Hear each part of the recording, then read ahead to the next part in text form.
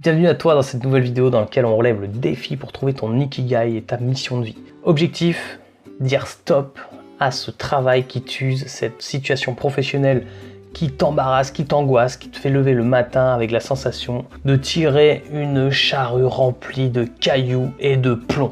Objectif, c'est trouver enfin ton talent, développer ton talent, trouver ta mission de vie, trouver ta voie, trouver la raison pour laquelle finalement, ou la chose pour laquelle tu es faite dans ce monde qui te permettra de ne plus jamais avoir la sensation de travailler, mais de faire les choses avec légèreté, plaisir, motivation et envie. Grâce à ça, on utilise, comme tu le sais déjà, la méthode d'Hector Garcia Frances Miralles, la méthode Ikigai pour trouver sa mission de vie. Si tu découvres cette vidéo pour la première fois, je t'invite à retourner à la vidéo numéro 1, tu vas la trouver dans les vidéos à côté sur l'écran à droite pour justement, ou alors simplement t'abonnant à ma chaîne, en retournant sur la chaîne, tu vas trouver les 35 vidéos, et donc la première avec un objectif hyper important, celui de déterminer finalement c'est quoi son rêve, son idéal, son objectif de vie idéal. Qu'est-ce que pour toi finalement c'est de ne pas travailler? Qu'est-ce que ce serait pour toi? Chacun a une façon de voir les choses différentes et on a tous évidemment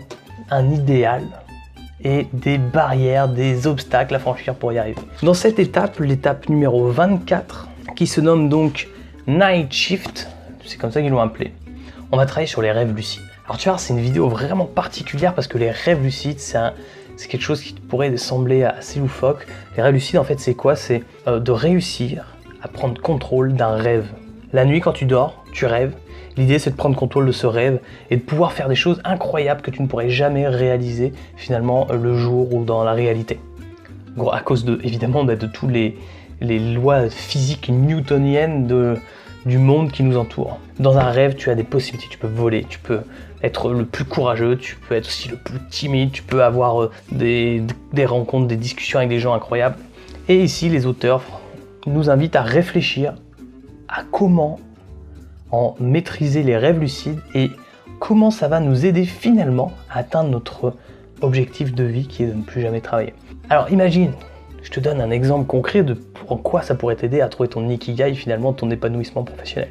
Imagine que demain, imagine d'ailleurs que ton objectif aujourd'hui c'est d'être, je sais pas, il y a un hésite, mais d'être chef d'entreprise et d'avoir une entreprise à succès, dans laquelle tu gagnes beaucoup d'argent, tu es hyper à l'aise et tu développe un produit qui a du sens et qui change le monde. On suppose que c'est ça, mais qu'aujourd'hui tu es dans un boulot, tu es salarié, tu détestes ton patron et tu as vraiment un manque de confiance en toi de plus en plus important et tu n'arrives pas à avancer.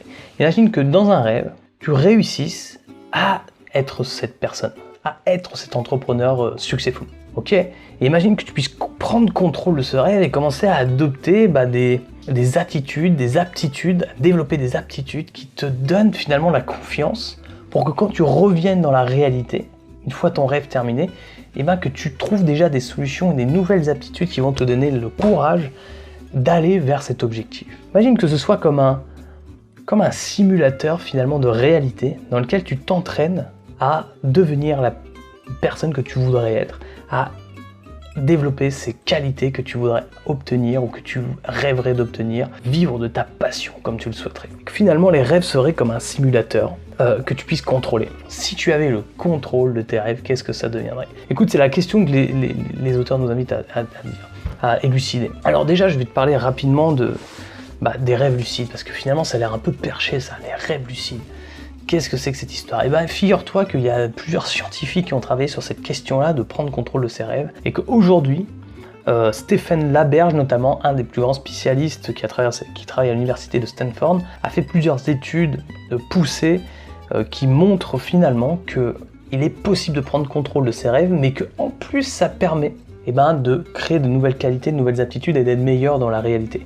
Notamment avec un exemple d'un hockeyeur. Alors j'ai pas encore lu le livre, que je t'invite d'ailleurs à acheter ou à lire, c'est S'éveiller en rêvant, intro au rêve lucide. Je ne l'ai pas encore lu non plus, je vais faire la commande sur Amazon pour pouvoir justement développer cette question-là qui est hyper intéressante.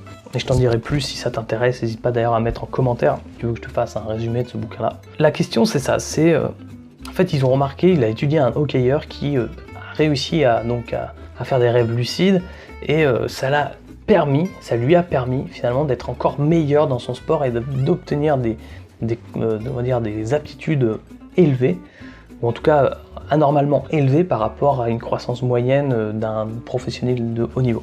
Alors ça c'est un exemple parmi d'autres, mais simplement pour te dire qu'il y a vraiment des études derrière ça, que c'est pas qu'un truc de perché. Et du coup, comment on fait finalement? Comment ça fonctionne le sommeil paradoxe? Enfin, comment on fait pour créer des rêves lucides? Eh bien, simplement, voilà la méthode. L'une des premières techniques, donc il faut savoir qu'il y a différentes phases dans le sommeil. Et notamment, il y a la phase du sommeil paradoxal. C'est la dernière phase. Après, donc, il y a le sommeil léger, l'éveil, le sommeil léger, il y a 2 paliers au sommeil léger, puis ensuite on tombe dans une phase de sommeil profond, où il n'y a pas de rêve, on est juste mort, où il n'y a plus de mouvement. Puis là, on remonte dans une phase de sommeil paradoxal, où les ondes sont beaucoup plus lentes, et où on va avoir par exemple les yeux qui s'agitent. Je sais pas si tu as déjà regardé quelqu'un dormir, et quand on voit les yeux qui bougent, il est dans un sommeil paradoxal. Là, il rêve, il est dans une phase hyper éveillée, entre guillemets, mais il dort complètement et c'est là où il rêve. Cette phase-là, du coup, c'est dans cette phase-là qu'on va pouvoir créer du coup un rêve lucide. Alors, les techniques, je me suis renseigné là-dessus, les auteurs nous en parlent. Il y a une des premières techniques qui pourrait permettre finalement de rentrer en rêve lucide, c'est un fait inattendu dans un rêve. Par exemple, tu es en train de marcher dans ta ville, ton décor c'est ta commune, et puis là en fait tu te rends compte que n'y a pas de clocher sur l'église de ta commune, alors que normalement il y a un super clocher.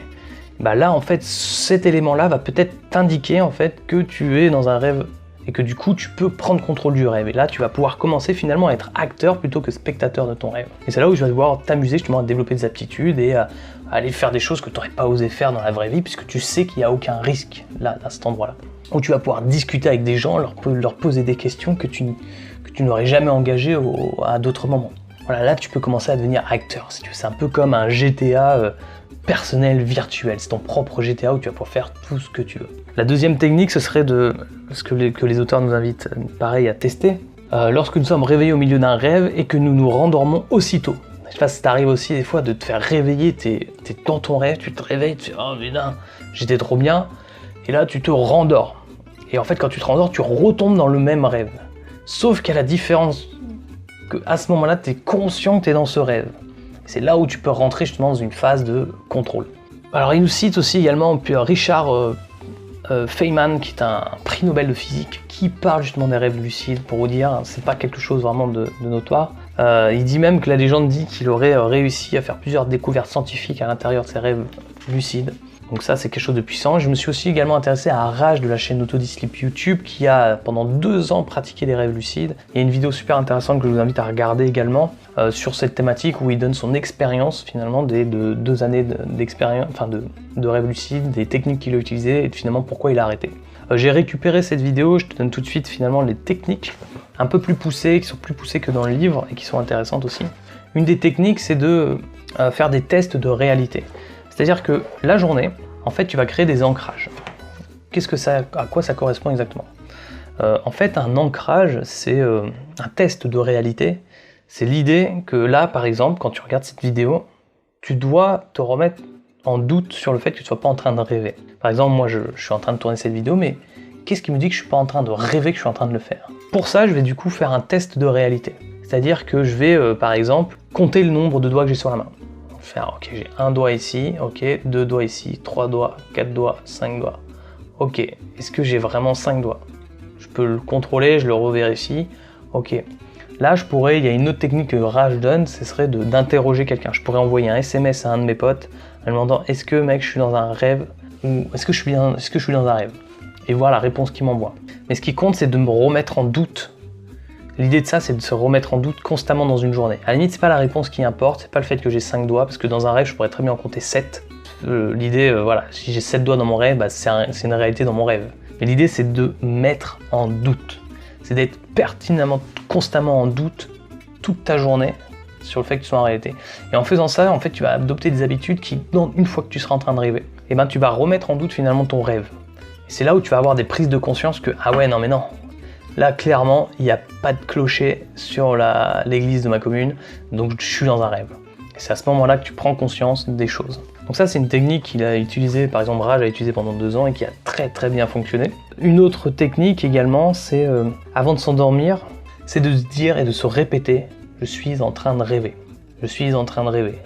je suis en train de rêver, je suis en train de rêver. Et de le répéter jusqu'à 1000 fois pour se mettre dans un état physique de végétatif et où on va créer une espèce de rêve artificiel. L'idée, c'est vraiment de se mettre dans un conditionnement artificiel pour que lorsqu'on arrive dans le rêve, finalement, on est déjà conditionné à y être et on peut commencer à construire un rêve de manière artificielle.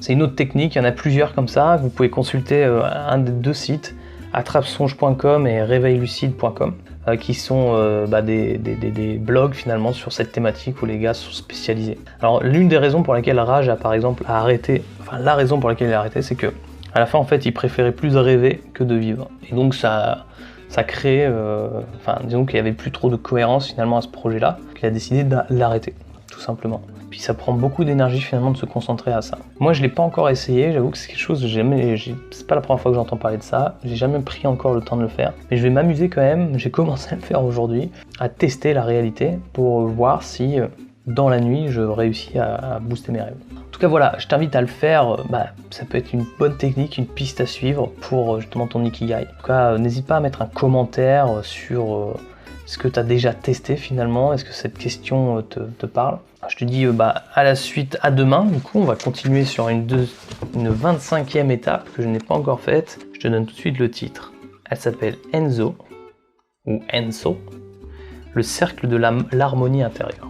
Je sais pas ce que c'est, je trouve ça déjà curieux et intéressant. Testez ça ensemble demain.